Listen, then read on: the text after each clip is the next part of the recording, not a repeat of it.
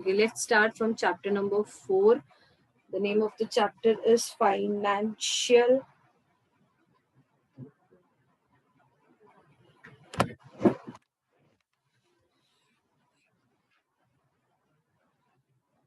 Planning. Financial planning was there last year also, 9th में भी था. थोड़ा सा बैकग्राउंड में जाओ और सोचो कि 9th में फाइनेंशियल प्लानिंग में क्या पढ़ा था हमने. हमने 9th में फाइनेंशियल प्लानिंग में स्पेशली इनकम टैक्स के बारे में पढ़ा था. There were 2 exercise. In the first exercise we were dealing with income, expenditure and saving. In the second exercise हम लोग ने इनकम टैक्स के बारे में पढ़ा, age wise and income wise. अगर इतना एज है, इतना इनकम है, तो what will be the rate of income tax and so on. In this chapter, we are not studying about the income tax. We are studying about something else in the financial planning, and that is the goods and service tax. Goods and service tax. Your whole chapter is divided mainly into 2 parts in the textbook. अगर तुम लोग text book को ध्यान से देखा है इस chapter को, तो तुमको इस टेक्स्ट बुक में we are having problem set 4A भी है और प्रॉब्लम सेट 4B भी है. और ऐसा ये एक ही चैप्टर है जिसमें हमको दो दो सेट है. वन इज 4A का प्रॉब्लम सेट, 4B का प्रॉब्लम सेट. तो 4A का problem set is completely having sums based on GST, and 4B का problem set is completely having sum based on shares. This year, for this year 2020-21, shares is not there. It has put in the self study, but self study मतलब फिर भी हम लोग करेंगे ये topic. Now we will start with the GST. Exam view से देखे तो जीएसटी पार्ट ही आएगा. शेयर्स का पार्ट तुमको ये साल एग्जाम में नहीं आने वाला है. जीएसटी क्या है? जीएसटी का फुल फॉर्म से स्टार्ट करते हैं हम लोग. जीएसटी का full form is goods and service tax. Pay attention. Now this is something new हम लोग पढ़ रहे हैं, इससे पहले हमने नहीं पढ़ा. तो जीएसटी का फुल फॉर्म है goods and service tax. Suppose if we as a customer, consumer, हम किसी शॉप में जाके कुछ गुड्स हमने खरीदा, खरीद के घर लेके आए, तो उसमें हमको टैक्स पे करना पड़ता है. बिल में कभी ध्यान से देखो, उसमें लिखा रहेगा CGST, SGST. Okay, so that is the extra amount MRP के अलावा. MRP का फुल फॉर्म क्या है? Maximum retail cost. MRP is, so maximum retail cost का मतलब है इससे ज्यादा नहीं पे करना है, बट वी हैव टू पे the tax on it. Okay, तो बिल में हमेशा दिखेगा तुमको MRP. MRP के अलावा टैक्स भी हमने पे किया है in terms of CGST and SGST. अच्छा, किसको टैक्स पे करते हैं? We pay the tax to the state government and the central government. We pay the tax to the state government and the central government. Now, tax paid to the central government is called as central goods and service tax. Tax paid to the state government is called as state goods and service tax. You can see a UTGST. Now, there are few states in our country which has been declared as the union territory. हाँ, तो union territory मतलब it is not a state, it's a union territory. तो union territory का उस state में जो tax पे किया जाता है उसको हम SGST नहीं बोलते. मतलब SGST के अलावा मतलब ऑप्शन है, या तो SGST रहेगा या तो UTSGST रहेगा. So this are the full form of different types of GST.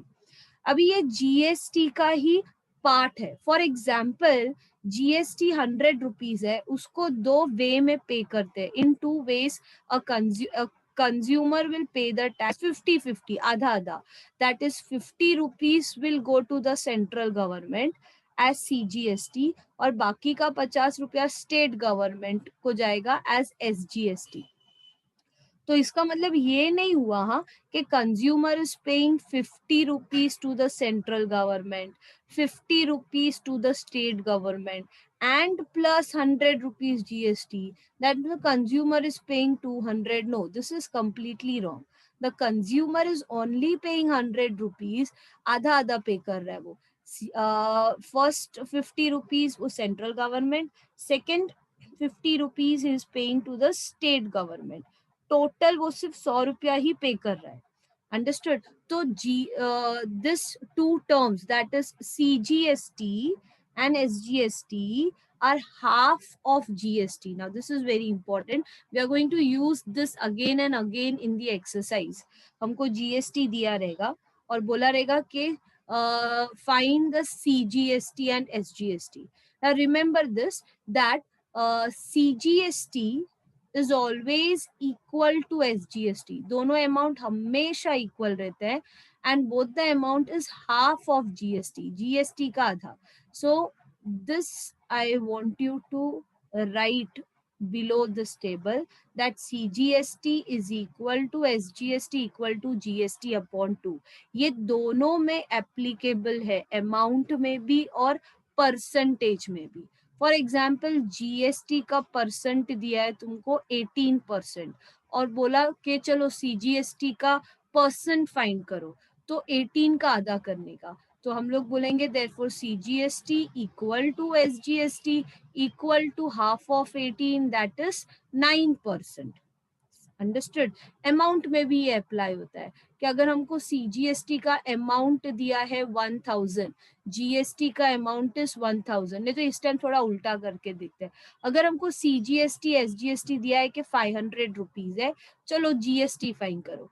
तो अगर CGST 500 है और SGST भी 500 है, तो GST is 2 into CGST, either CGST or SGST, anyone, that is 2 into 500, which is 1000.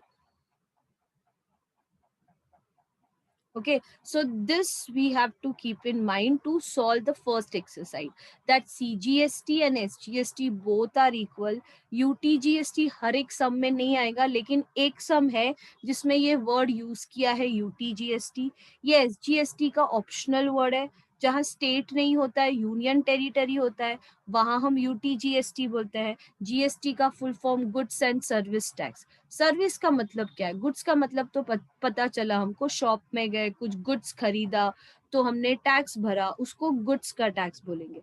Service मतलब, फॉर एग्जाम्पल रेस्टोरेंट में जा रहे हो, कुछ खाया तुमने, तो रेस्टोरेंट को तुम लोग ने ओन नहीं किया ना. इफ यू आर, अगर तुम्हारा बिल 5000 का हुआ, तुम लोग, you have not purchased anything, कुछ खरीद के घर पे नहीं लेके जा रहे हो, तो तुमने सर्विस लिया, रेस्टोरेंट का सर्विस लिया, अब उसमें तुमको टैक्स पे करना है, तो उसको हम लोग बोलते हैं service tax. Understood. So goods and service tax, whatever goods we purchase, we need to pay the tax. Whatever service we take, we need to pay the tax. And that tax completely किसको जाता है? Government को जाता है. Government को कैसे जाएगा? हमने तो शॉपकीपर को दिया ना, लेकिन shopkeeper as a businessman tax pay करता है, तो वो टैक्स वो किसको पे करेगा?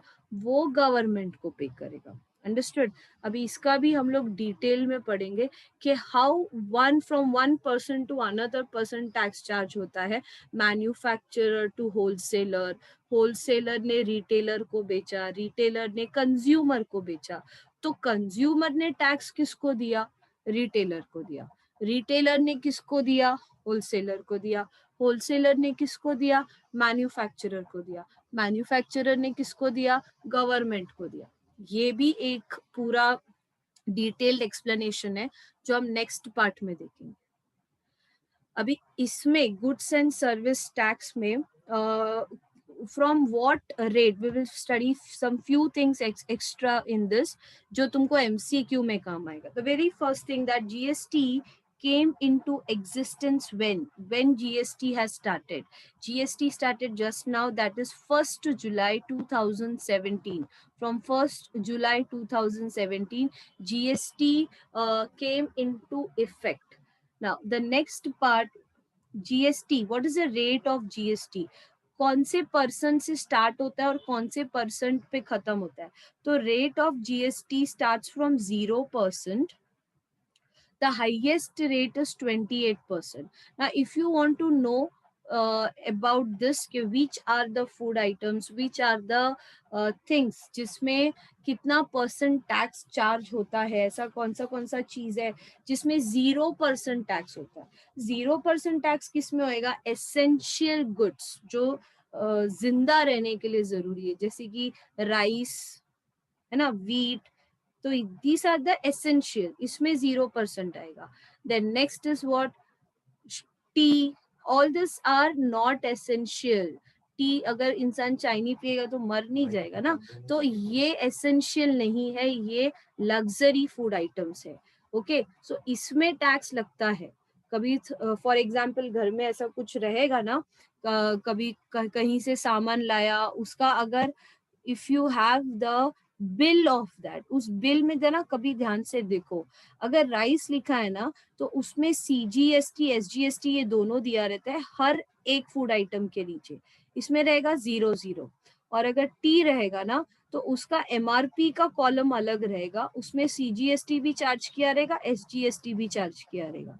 Now here if you want to know detailed explanation about this, then you can look at page number. I'll tell you the page number जिसमें पूरा डिटेल दिया है परसेंट का, rate of GST. That is page number 84. In page number 84, you get a detailed explanation of 0 से लेके 28% तक what are the goods and services जिसमें tax charge होता है. The next here is जो तुमको मालूम होना चाहिए, look at page number 82. Page number 82. Page number 82. They have given us the explanation of GSTIN. Now, what is this GSTIN? GSTIN is the GST identification number, goods and service tax identification number. The full form is goods. ये सब पता होना चाहिए, MCQ में आ सकता है. Goods ये सब टेक्स्ट बुक के अंदर ही है, उसके लिए पूरा पढ़ना पड़ेगा अच्छे से. Good service tax identification number. अभी जो भी बिजनेसमैन, ओके, GST, जो भी बिजनेसमैन जो बिजनेस करता है उसके पास ये GST नंबर होना ही चाहिए. For example when we pay the tax to any shopkeeper और किसी होटल में गए तो वो they are the business person, उनके पास ये GSTIN होना चाहिए. ये GSTIN क्या होता है? It is 15 alpha numerals. All this thing you should know. 15 alpha numerals. What is the meaning of this alpha numerals? Alphabet और number का mixture. ये 15 alpha numerals में when you look at page number 82, you can see one GSTIN there. 27 ABCD. See here students, हमको ना exercise में ऐसा question है, we have to make the tax invoice, मतलब bill बनाना है हमको as a student. उस बिल में हमको एक GSTIN लिखना है. तो I will advise you to by heart this GSTIN, because ऐसा कुछ भी नहीं लिख सकते हम GSTIN में, उसमें भी परफेक्ट कुछ रहता है which I am going to explain you now. So by heart this is very easy. 27 ABCDE 1 2 3 4 H1Z5. अभी once I explain you, तुमको याद रखने में और भी इजी हो जाएगा ये. इसमें 27 क्या होता है? 27 होता है स्टेट का नंबर, महाराष्ट्र स्टेट कोड. अब महाराष्ट्र का कोड है 27. This is state code. मतलब महाराष्ट्र के अंदर जो भी बिजनेस रजिस्टर हुआ है उसका GSTIN कंपल्सरी 27 से ही स्टार्ट होगा. उसके बाद ये 1 2 3 4 5 6 7 8 9 10 A से लेके H तक, ये जो 10 डिजिट है ये बिजनेसमैन का पैन कार्ड नंबर है. अभी पैन कार्ड वो ये सबके पास होता है, जैसे कि आधार कार्ड है, नॉट आधार कार्ड सॉरी, जैसे कि इलेक्शन कार्ड होता है जो 18 इयर्स के बाद सबको बनाना पड़ता है, उसी तरीके से after 18 years every individual should have a pan card, even though that person का इनकम है नहीं है, टैक्स भरता है नहीं भरता है, पैन कार्ड इज एसेंशियल। तो पैन कार्ड में 10 डिजिट होता है। तो जो बिजनेसमैन है, जिसका बिजनेस है, उसका जो पैन कार्ड है, वो उसका पैन कार्ड का 10 डिजिट आएगा स्टेट कोड के बाद। उसके बाद ये वन क्या है? ये वन है नंबर ऑफ बिजनेस रजिस्टर्ड। अगर बिजनेसमैन का 2 बिजनेस रजिस्टर हुआ है महाराष्ट्र में उसके नाम पे, तो यहाँ 1 नहीं होगा, यहाँ 2 होगा। अगर 5 बिजनेस है तो इधर 5 होगा। अंडरस्टूड? एक बिजनेस है तो इधर 1 होगा। जो जो सो वी हैव टू पे मतलब इसमें हमको फोकस करना है कि GSTIN फॉर्म कैसे होता है।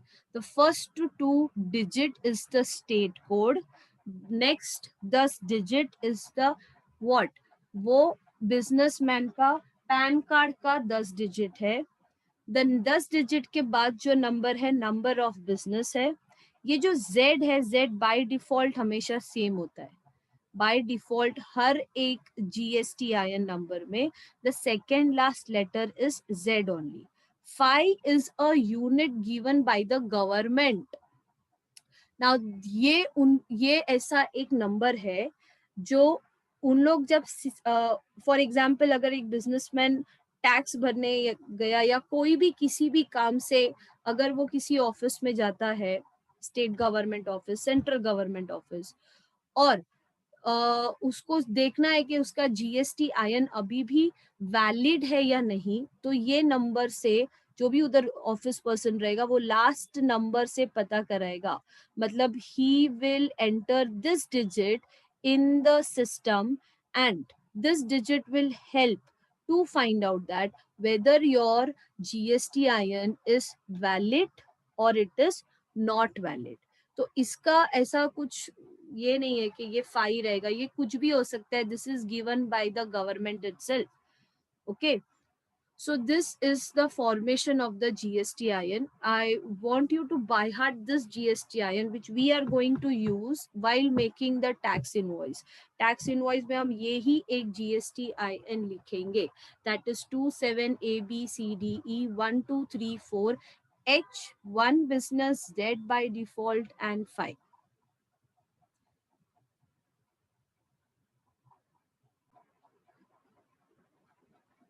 Okay, now after this, students, in the next video, in the next lecture, we will study how to form, how to make the tax invoice, how to make the tax invoice, and what are the essential terms in the tax invoice. There are two types of tax invoice.